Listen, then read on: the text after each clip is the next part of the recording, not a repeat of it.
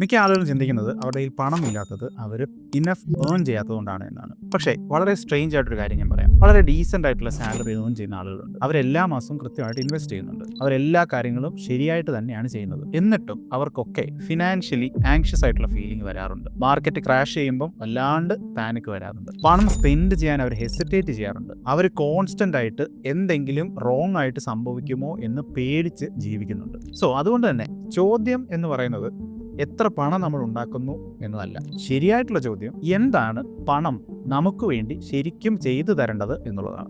കാരണം മിക്ക ആളുകളും ഒരേ ഒരു സിംഗിൾ സ്ട്രാറ്റജി ഉപയോഗിച്ചുകൊണ്ട് 3 വ്യത്യസ്തമായിട്ടുള്ള പണത്തിന്റെ പ്രശ്നങ്ങളാണ് സോൾവ് ചെയ്യാൻ ശ്രമിക്കാറ്. അതുകൊണ്ട് തന്നെയാണ് ഈ മണി പ്രോബ്ലം എപ്പോഴും മുന്നോട്ട് വരുന്നത്. ഈ വീഡിയോ കഴിയുന്ന സമയത്തേക്ക് നിങ്ങൾ മനസ്സിലാക്കാൻ പോകുന്നത് എന്തുകൊണ്ടാണ് സ്മാർട്ടായിട്ടുള്ള ആളുകൾക്ക് പോലും ഈ പാനിക് ഡെസിഷൻ ഉണ്ടാകുന്നത്. ഒരു 3 ലെയർ ഫ്രെയിം വർക്ക് കൊണ്ട് എങ്ങനെ നമുക്കിത് സോൾവ് ചെയ്യാം, ഈ കാര്യങ്ങളെല്ലാം നിങ്ങൾ പഠിക്കും. നമുക്ക് ആദ്യം ഫസ്റ്റ് പ്രോബ്ലത്തിൽ തന്നെ സ്റ്റാർട്ട് ചെയ്യാം. ഒന്നാമത്തെ പ്രോബ്ലം, വളരാൻ അനുവദിക്കേണ്ട പണം. ഏറ്റവും കൂടുതൽ ആളുകൾ എപ്പോഴും സംസാരിക്കുന്നത് ഈ പണത്തെ പറ്റിയാണ്, അതല്ലെങ്കിൽ ഈ പണവുമായിട്ട് ബന്ധപ്പെട്ട പ്രശ്നത്തെ പറ്റിയാണ്. അവർ പണത്തിന്റെ ഗ്രോത്തിനെ പറ്റി സംസാരിക്കും.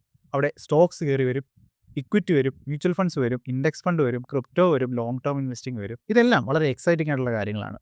നമ്മുടെ പണം അവിടെ കൊണ്ടിടും. കുറേ വർഷങ്ങൾ കഴിയുമ്പോൾ ഈ പണം ഗ്രോ ചെയ്ത് വരാനായിട്ട് നമ്മൾ വെയിറ്റ് ചെയ്യും. ക്ലിയർ ആയിട്ട് പറഞ്ഞാൽ ഇത് വളരെ ഇമ്പോർട്ടൻറ്റുമാണ്. കാരണം ഈ ഗ്രോത്ത് ഇല്ല എങ്കിൽ ഇൻഫ്ലേഷൻ വളരെ പതിയെ നമ്മുടെ ഭാവി തന്നെ തിന്നു തീർക്കും. ഇപ്പോൾ ഇൻഡെക്സ് ഫണ്ട് നമ്മൾ എക്സാമ്പിൾ ആയിട്ട് എടുത്തു കഴിഞ്ഞാൽ, ഇൻഡെക്സ് ഫണ്ടിൽ നമ്മൾ ഇൻവെസ്റ്റ് ചെയ്ത് കഴിഞ്ഞാൽ ഇൻഡിവിജ്വൽ ആയിട്ടുള്ള വിന്നേഴ്സിനെ നമ്മൾ കഷ്ടപ്പെട്ട് കണ്ടുപിടിക്കാനായിട്ടുള്ള ആവശ്യം തന്നെ ഇല്ല. അത് ചെയ്യാതെ തന്നെ നമുക്ക് ലോകത്തിൽ തന്നെയുള്ള പല ഇക്കണോമിയുടെയും ഗ്രോത്തിൽ ഈസി ആയിട്ട് പാർട്ടിസിപ്പേറ്റ് ചെയ്യാൻ പറ്റും. Simple, low cost, long term. പക്ഷേ അൺകംഫർട്ടബിൾ ആയിട്ട് ട്രൂത്ത് വരാൻ പോകുന്നത് അവിടെയല്ല. ഗ്രോത്ത് മണി എന്ന് പറയുന്നത് ഇമോഷണലി അൺസ്റ്റേബിൾ ആണ്. അത് ചിലപ്പോൾ മുകളിലോട്ട് പോകും, ചിലപ്പോൾ താഴോട്ട് പോകും, ചിലപ്പോൾ കുറേ വർഷങ്ങൾ അത് താഴ്ന്നു നിന്നേക്കാം, ചിലപ്പോൾ താഴോട്ട് പോയേക്കാം. അങ്ങനെ മാർക്കറ്റ് ഫോളോ ചെയ്യുന്ന സമയത്ത് എല്ലാ സ്ട്രോങ് പോർട്ട്ഫോളിയോയും ചിലപ്പോൾ വീക്ക് ആയേക്കാം, അതല്ലെങ്കിൽ പുറമേ നിന്ന് നോക്കുമ്പോൾ വീക്ക് ആയ പോലെ തോന്നിയേക്കാം. അപ്പോൾ അതുകൊണ്ടാണ് പലപ്പോഴും ആളുകൾ പറയുന്നത് നമ്മൾ കേട്ടിട്ടുണ്ട്, ലോങ് ടേം ആണ് എന്ന് എനിക്കറിയാം, പക്ഷേ എങ്കിലും എനിക്ക് പേടിയുണ്ട് എന്ന്. പേപ്പറിൽ ഈ ഗ്രോത്ത് മണി അടിപൊളിയായിട്ട് ബ്യൂട്ടിഫുൾ ആയിട്ട് വർക്ക് ചെയ്യും. പക്ഷേ സൈക്കോളജിക്കലി നമ്മുടെ പേഷ്യൻസും ഡിസിപ്ലിനും അവിടെ അത്യാവശ്യമാണ്. ഇത് നമ്മളെ കൊണ്ടെത്തിക്കുന്നത് രണ്ടാമത്തെ പ്രോബ്ലത്തിലേക്കാണ്. Problem number 2, money that needs to protect you. നമ്മളെ പ്രൊട്ടക്റ്റ് ചെയ്യേണ്ട പണം. പ്രോബ്ലം 1ൽ പറഞ്ഞ എക്സൈറ്റ്മെന്റ് ഒന്നും ഇവിടെ ഇല്ല.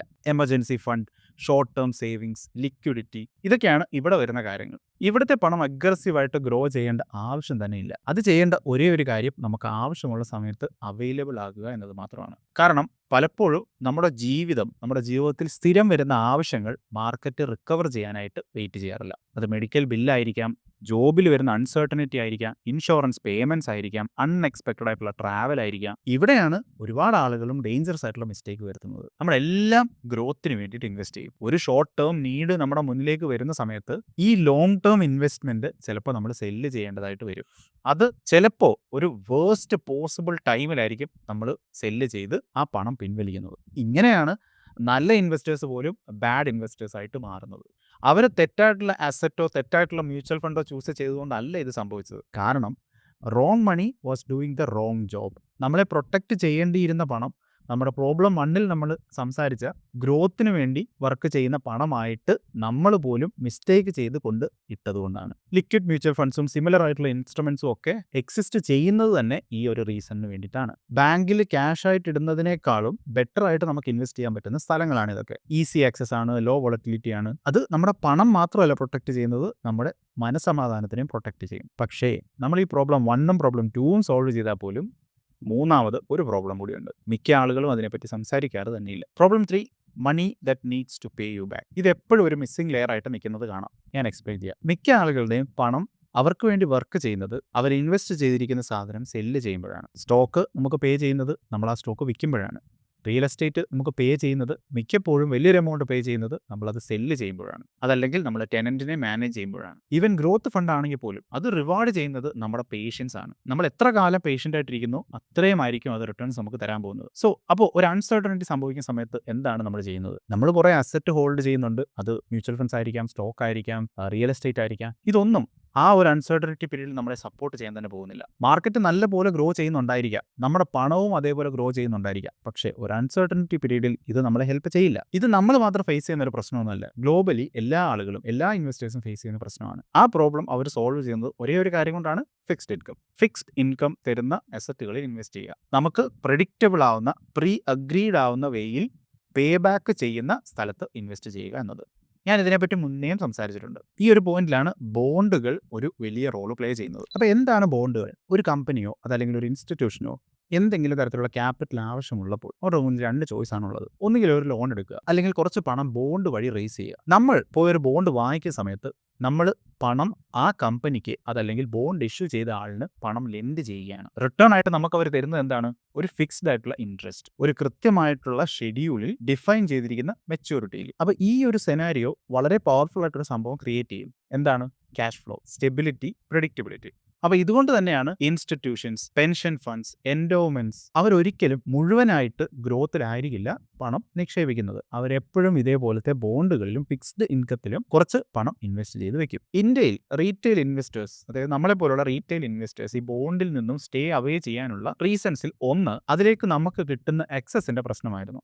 പക്ഷേ അത് മാറിക്കൊണ്ടിരിക്കുകയാണ് ഇപ്പോൾ. പണ്ടൊക്കെ കോർപ്പറേറ്റ് ബോണ്ട് ഇൻവെസ്റ്റ്മെന്റ് ഒക്കെ ടിപ്പിക്കലി ടിക്കറ്റ് സൈസ് തന്നെ വലിയ ഹ്യൂജ് എമൗണ്ട് ആയിരുന്നു. അപ്പോൾ അത് ഇൻസ്റ്റിറ്റ്യൂഷണൽ പാർട്ടിസിപ്പൻസ് മാത്രമായിരുന്നു അത് അക്സസ് ചെയ്തിരുന്നത്. നമ്മളെപ്പോലുള്ള സാധാരണ റീറ്റെയിൽ ഇൻവെസ്റ്റേഴ്സിന് അത് റീച്ച് ചെയ്യാൻ പറ്റുന്ന എമൗണ്ട് ആയിരുന്നില്ല. സമയം കടന്നു പോകുന്നതോറും റെഗുലേറ്ററി ഫ്രെയിം വർക്ക്സ് ബെറ്റർ ആയിക്കൊണ്ടിരുന്നു, ഡിജിറ്റൽ ബോണ്ട് പ്ലാറ്റ്ഫോംസ് വന്നു. അങ്ങനെ റീറ്റെയിൽ ഇൻവെസ്റ്റേഴ്സിന് പോലും ഈ ബോണ്ട് അതല്ലെങ്കിൽ കോർപ്പറേറ്റ് ബോണ്ട് മാർക്കറ്റിൽ പാർട്ടിസിപ്പേറ്റ് ചെയ്യാൻ പറ്റുന്ന സാധ്യതകൾ മുന്നിൽ തുറന്നു. വിൻവെൽത്ത് എന്ന് പറയുന്നത് അങ്ങനെ ഒരു പ്ലാറ്റ്ഫോമാണ്. ബോണ്ടിലേക്ക് നമ്മളെപ്പോലുള്ള റീറ്റെയിൽ ഇൻവെസ്റ്റേഴ്സിന് ഒരു ആക്സസ് കിട്ടുന്ന തരത്തിലുള്ള ഒരു ഫെസിലിറ്റേഷൻ ചെയ്യുന്ന ആളുകളാണ് ഇവർ. 4 degree water services private limited എന്ന കമ്പനിയുടെ ബ്രാൻഡ് നെയിമാണ് ഈ വിൻവെൽത്ത് എന്ന് പറയുന്നത്. അവർ സെബി രജിസ്റ്റേർഡ് ആയിട്ടുള്ള ബ്രോക്കറാണ്. അവർ സെക്യൂർഡ് ആയിട്ടുള്ള കോർപ്പറേറ്റ് ബോണ്ടിലൊക്കെ ഇൻവെസ്റ്റ് ചെയ്യാൻ നമ്മളെ ഹെൽപ്പ് ചെയ്യുന്നുണ്ട്. ആ ഫെസിലിറ്റേഷൻ അവർ പ്രൊവൈഡ് ചെയ്യുന്നുണ്ട്.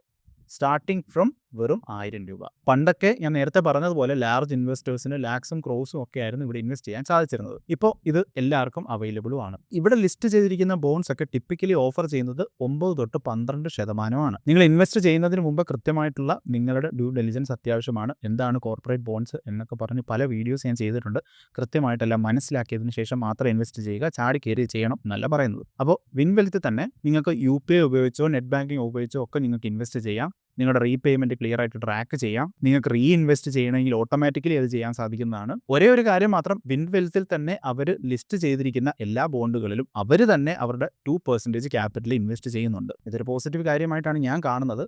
പക്ഷേ അതൊന്നും നിങ്ങളെ ഇൻവെസ്റ്റ് ചെയ്യുന്നതിന് ഏറ്റവും വലിയ കാരണമാവാൻ പാടില്ല. കൃത്യമായിട്ട് നിങ്ങളുടെ റിസ്ക് മനസ്സിലാക്കി നിങ്ങൾക്ക് ഏറ്റവും ചേരുന്നതാണ് എന്നും മനസ്സിലാക്കി നിങ്ങൾ ചൂസ് ചെയ്യുന്ന ഓരോ ബോണ്ടിൻ്റെയും കൃത്യമായിട്ടുള്ള പഠനം നടത്തി മാത്രം ഇൻവെസ്റ്റ് ചെയ്യുക. ഇങ്ങനെ ഒരു ഏരിയ ഉണ്ട് എന്ന് കാണിക്കാൻ വേണ്ടിയിട്ട് മാത്രമാണ് ഞാൻ ഈ വീഡിയോയിൽ ഈ കാര്യത്തെപ്പറ്റി പറയുന്നത്. പിന്നെ ഇമ്പോർട്ടൻ്റ് ആയിട്ടൊരു കാര്യം, വിൻവെൽത്ത് ഫോക്കസ് ചെയ്യുന്നത് സെക്യൂർ ബോണ്ട്സിലാണ്. സെക്യൂർ ബോണ്ട്സ് എന്ന് പറഞ്ഞാൽ ഇവിടെ ഒരു കൊളാട്രൽ എപ്പോഴും ബോണ്ടിനുണ്ടായിരിക്കും. അതായത് നമ്മളൊരു ലോൺ എടുക്കുന്ന സമയത്ത് ഈട് വെക്കുന്നത് പോലെ. അപ്പോൾ ഇവരൊരു ബോണ്ട് ഇഷ്യൂ ചെയ്യുന്ന സമയത്ത് അവരെന്തെങ്കിലും ഒരു സാധനം കൊളാട്രലായിട്ട് വെച്ചിട്ട് മാത്രമേ അങ്ങനത്തെ ബോണ്ട് ഇറക്കൂ. അങ്ങനത്തെ ബോണ്ടിനെയാണ് സെക്യൂർ ബോണ്ട് എന്ന് പറയുന്നത്. അപ്പോൾ ഞാൻ നേരത്തെ പറഞ്ഞ പോലെ ബോണ്ട് എന്ന് പറയുന്നത് ഒരിക്കലും റിസ്ക് ഫ്രീ അല്ല. ഇപ്പോൾ ഒരു കമ്പനി നമ്മുടെ കയ്യിൽ നിന്ന് പൈസ വാങ്ങിച്ചതിന് ശേഷം അവർക്ക് കൃത്യമായിട്ട് ആ റീപേയ്മെന്റ് ചെയ്യാൻ സാധിച്ചില്ല എങ്കിൽ, അവർ ഏതെങ്കിലും തരത്തിൽ സ്ട്രഗിൾ ചെയ്താൽ നമ്മുടെ റീപേയ്മെന്റ് ഡെഫിനറ്റ് ആയിട്ടും ഡിലേഡ് ആവും. നമ്മൾ ഇൻവെസ്റ്റ് ചെയ്ത പണം നമുക്ക് തിരികെ കിട്ടാൻ സമയമെടുക്കും. എല്ലാ ഇൻവെസ്റ്റ്മെന്റിലും എന്ന പോലെ തന്നെ ഇവിടെയും റിസ്ക് ഉണ്ട്. അപ്പോൾ ഇതുകൊണ്ട് തന്നെയാണ് നിങ്ങളുടെ ഡ്യൂ ഡെലിജൻസ് വളരെയധികം മാറ്റർ ചെയ്യുന്നത്. വിൻവെൽത്ത് വളരെ ഡീപ്പായിട്ടുള്ള ഇവാലുവേഷൻസ് നടത്തുന്നുണ്ട് എന്നും ഓൺഗോയിങ് ആയിട്ടുള്ള മോണിറ്ററിങ് അവർ ചെയ്യുന്നുണ്ട് എന്നും ഓരോ തവണ ലിസ്റ്റ് ബോണ്ട് ചെയ്യുന്ന സമയത്തും ഈ കാര്യങ്ങളെല്ലാം അവർ പഠിക്കുന്നുണ്ട് എന്നുമാണ് ഈ ടീമുമായിട്ട് സംസാരിച്ച സമയത്ത് എനിക്ക് മനസ്സിലായ കാര്യം. പക്ഷേ ഞാൻ വീണ്ടും പറയുന്നു, അവർ പഠനം നടത്തിയാൽ പോലും നിങ്ങൾ നിങ്ങളുടെ സൈഡിൽ നിന്നും കൃത്യമായിട്ടുള്ള പഠനം നടത്തിയിട്ട് നിങ്ങൾക്ക് ചേരുന്നതാണ് എന്ന് തോന്നുന്നുണ്ടെങ്കിൽ മാത്രം ഇൻവെസ്റ്റ് ചെയ്യുക. ഇനി ഇത്ര നേരം പറഞ്ഞ കാര്യങ്ങളെല്ലാം നമുക്കൊന്ന് ഒരുമിച്ച് കൊണ്ടുവന്നാൽ മിക്ക ആളുകളും മിസ് ചെയ്യുന്ന ഒരു ഫ്രെയിം വർക്കാണ് ഞാനിപ്പോൾ പറഞ്ഞത്. നമ്മുടെ കയ്യിലിരിക്കുന്ന പണം 3 ജോലികളാണ് നമുക്ക് വേണ്ടി ചെയ്യേണ്ടത്. ഗ്രോത്ത്, നമ്മുടെ ഫ്യൂച്ചറിന് വേണ്ടിയിട്ട്. Protection four life surprises. പിന്നെ മൂന്നാമത് income four stability and predictability. ഇതിലേതെങ്കിലും ഒരു ലെയർ എങ്കിലും മിസ്സിംഗ് ആണ് എങ്കിൽ ആങ്സൈറ്റി ആയിരിക്കും അല്ലെങ്കിൽ സ്ട്രെസ് ആയിരിക്കും നമ്മുടെ ലൈഫിലേക്ക് പതിയെ ക്രീപ്പിൻ ചെയ്യാൻ പോകുന്നത്. ഇത് മൂന്നും ഉള്ളപ്പോൾ നമ്മുടെ ഡിസിഷൻസും നമ്മുടെ തീരുമാനങ്ങളും ഒക്കെ വളരെ കാമായിരിക്കും. അപ്പോൾ ഏറ്റവും ഹയസ്റ്റ് റിട്ടേൺസിനെ തന്നെ എപ്പോഴും ചേസ് ചെയ്യുന്നതല്ല ശരിക്കുള്ള ഇൻവെസ്റ്റിംഗും വെൽത്തും. ഒരു പ്രോപ്പർ ആയിട്ടുള്ള സിസ്റ്റം നല്ല കൃത്യമായിട്ട് ഡിസൈൻ ചെയ്യുകയും ആ ഡിസൈൻ നമുക്ക് ആവശ്യമുള്ളപ്പോൾ നമ്മളെ സപ്പോർട്ട് ചെയ്യുന്നതുമായിട്ടുള്ള രീതിയിൽ ഡിസൈൻ ചെയ്യുക എന്നതാണ് ശരിക്കുള്ള വെൽത്ത്. അപ്പോൾ നിങ്ങളും നിങ്ങളുടെ ഇൻവെസ്റ്റിംഗ് ജേർണി സ്റ്റാർട്ട് ചെയ്യുകയാണെങ്കിൽ ഒരിക്കലും ആദ്യം ചോദിക്കേണ്ട ചോദ്യം, എവിടെയാണ് ഏറ്റവും കൂടുതൽ റിട്ടേൺസ് കിട്ടുന്നത് എന്നായിരിക്കരുത്. നിങ്ങൾ ചോദിക്കേണ്ട ചോദ്യം, ഞാൻ ഇപ്പം ഇൻവെസ്റ്റ് ചെയ്യാൻ പോകുന്ന പണം, അതല്ലെങ്കിൽ മാറ്റി വെക്കാൻ പോകുന്ന പണം, ആ പണം എൻ്റെ ഏത് പ്രോബ്ലമാണ് സോൾവ് ചെയ്യേണ്ടത് എന്നതാണ്. ഞാൻ നേരത്തെ പറഞ്ഞ 3 പ്രോബ്ലത്തിൽ ഏത് പ്രോബ്ലമാണ് സോൾവ് ചെയ്യേണ്ടത് എന്നതാണ്. അതനുസരിച്ച് വേണം നമ്മൾ നമ്മുടെ പണം മാറ്റി വെക്കാനോ ഇൻവെസ്റ്റ് ചെയ്യാനോ. അപ്പോൾ ഞാൻ നേരത്തെ പറഞ്ഞ പോലെ ഫിക്സ്ഡ് ഇൻകത്തിൽ നിങ്ങൾക്ക് ബോൺസിൽ ഇൻവെസ്റ്റ് ചെയ്യണമെന്ന് ആഗ്രഹമുണ്ട് എങ്കിൽ ഞാൻ നേരത്തെ പറഞ്ഞ പോലെ വിൻ വെൽത്തിന്റെ പ്ലാറ്റ്ഫോം നിങ്ങൾക്ക് ചെക്കൗട്ട് ചെയ്യാവുന്നതാണ്. ലിങ്ക് ഞാൻ ഡിസ്ക്രിപ്ഷനിൽ കൊടുക്കാം. ആൻഡ് ഈ വീഡിയോ നിങ്ങളെ പണത്തെപ്പറ്റി വേറെ രീതിയിൽ ചിന്തിക്കാൻ ചെറുതായിട്ടെങ്കിലും ഹെൽപ്പ് ചെയ്തിട്ടുണ്ട് എങ്കിൽ 2026 സ്പെസിഫിക് ആയിട്ട് ഇൻവെസ്റ്റിങ്ങിനെ ബേസ് ചെയ്തിട്ടുള്ള വീഡിയോ ആണ് നിങ്ങളിവിടെ കാണുന്നത്. തീർച്ചയായിട്ടും അതുകൂടെ കാണാൻ ശ്രമിക്കുക. അപ്പോൾ അടുത്ത വീഡിയോ കാണാം. Investments in debt securities, municipal debt securities, securitized debt instruments are subject to risks, including delay and/or default in payment. Read all the offer-related documents carefully.